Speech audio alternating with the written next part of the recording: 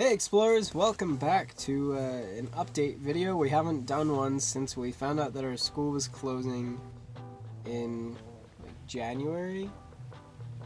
Right? Last January? No, When? I don't remember. Anyway, it's been almost a year since we did an update video. We've done a lot since then, and well, you've seen it through most of our videos, but we're in the trailer right now, and we're just going to talk for a few minutes. Just want to let you know that you're yelling. They need to hear me. We've got a Lucy light right above the camera, and a rechargeable reading light right here. That's why the color's changing ever so slightly. You can also see it in that foil back there. You're about to poke me in the eye. We're waiting for... So there's the update. We have lights. We're waiting for our friend Evan to pick us up and take us to the airport, so we're just kind of hanging out in the trailer for now. We have the wood stove burning right there. It's nice and toasty in here. We just finished bringing all of our belongings from our dorm room into here. So it's kind of crowded and unorganized, but we're exhausted and we don't want to get more exhausted before we travel, so we're not cleaning up anymore today. Just relaxing. We are going back to Jersey for a little less than a month.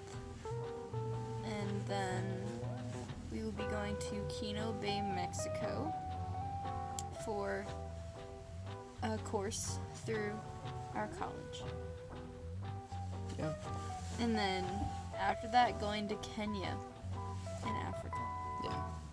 So a very exciting spring semester for us, and then as soon as we get back, hopefully, I haven't heard back yet, but I should hear by January 1st whether or not I got a job as a river guide in Moab, which is near where we worked last year. And it'll be a river guide on the Colorado River, and we'd be living in the La Salle mountain range, which would be awesome. Casey's going into geomorphology class as of now. She's hoping to get into the Spanish intensive. I'm taking the Spanish intensive. I don't know why they chose me over... Because you were first on the waiting list. I guess that's how it works. Mm-hmm. Yeah, it doesn't really make any sense though, because I know much less Spanish than her, so... Well, that makes more sense then. I get, because it's a class. Yeah. Yeah. Yeah. That's where we are now. We're getting a dog too. Getting a dog in May, the beginning of May, and we're going to train the dog to be my service animal together in the La Salles, which will be fun. And I'm sure that's like living the absolute dream for a dog, is living on a mountain, being able to run around free. All dogs just want to live on mountains. That's what I picture dog heaven as. Do you not? I don't picture dog heaven as a thing. If there was a dog heaven, it would be on a mountain, right? Tell me I'm wrong. I think you're wrong. Okay, then where is it? It's in a giant park. Well, isn't a mountain a giant park? No. Like a dog park? I don't know, man. Well, anyway, it'll be lots of fun. We made a lot of dog food over the last few months. Well, you did. I did not. Probably about 60 pounds of dog food and a lot of treats based off of food that we found, food we were able to procure, and our friend Monica, who works at the zoo in Prescott City, at the Heritage Park Zoo specifically, and they get all these food donations, and a lot of times it's not that they won't go through the food, but it's that all of the food that they have will expire before they're able to use it, because you can't just allow animals to binge eat, you know? So Monica's was able to provide us with some extra berries and stuff, and some meat that was donated for the carnivores in the zoo. Just like some pretty cool cuts of steaks. And one day I spent, was it like 7 hours or something, cooking and beginning the drying process for these steaks, and it was ridiculous, and the whole building smelled like... Oh my god, it smelled so bad. Yeah, it smelled just like dog food. It didn't smell like dog food or meat. It smelled like flesh. feet mixed with poop, and it was the worst. Yeah. So thank you again, Monica. That was just so generous of you. And we have tons of dog treats made out of steaks now, which just helps complete the dog's dream. Some of it definitely was charred. Yeah, well, we got rid of the charred pieces. And then Ethan looked up, "Can you feed your dog charred meat?" And the first response was, "Can you feed your dog charcoal?" What an idiot.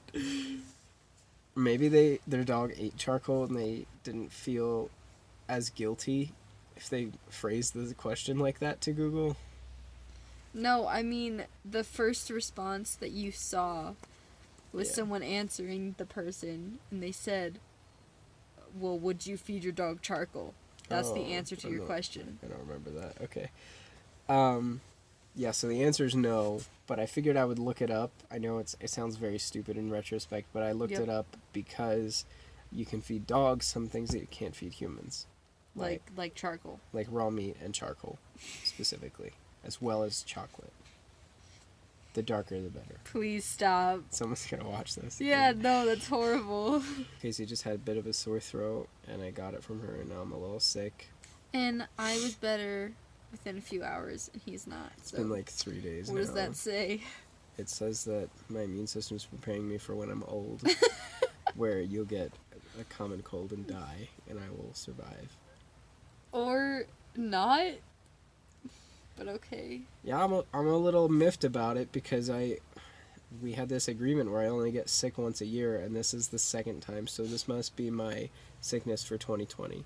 However, if it's not, I'm still going to accept it because we moved like 2,500 miles, and I'm okay with it because it's a completely different region. I'm surprised I wasn't sick more often when we first moved here. I don't know why it's happening now. Yeah, it's... What did you say it is right now? It's like 40 degrees outside? Maybe? No, it's slowly declining. Yeah, but I'm not looking forward to the coldness of the East Coast. Which is weird, because we're not used to the cold anymore. Yeah, Like in Vermont, 0 degrees was fine. yeah. And then because when we went to Lake Powell in Utah, where we worked over the summer, we had a lot of trouble adjusting to the heat initially, where it didn't get below 100, even at night, every single day. But then we slowly got more and more used to that, so now everything's just cold. But I'm pretty amazed at how adaptable human bodies are. I thought there would be like a median zone where you're used to it, but it's relatively easy to adapt to such extremes if you actually live in the place. Mm-hmm. You know, like if you go on vacation for a week to somewhere, you're not going to adjust to the climate, but I would say like 2 months is probably good. Would you? Less. Less? Mm-hmm. How long? I don't know, maybe like 3 weeks. Do you have anything you want to share? No. Okay. Well, thanks for watching. We'll see you soon. Don't forget that plastic is evil. See you later.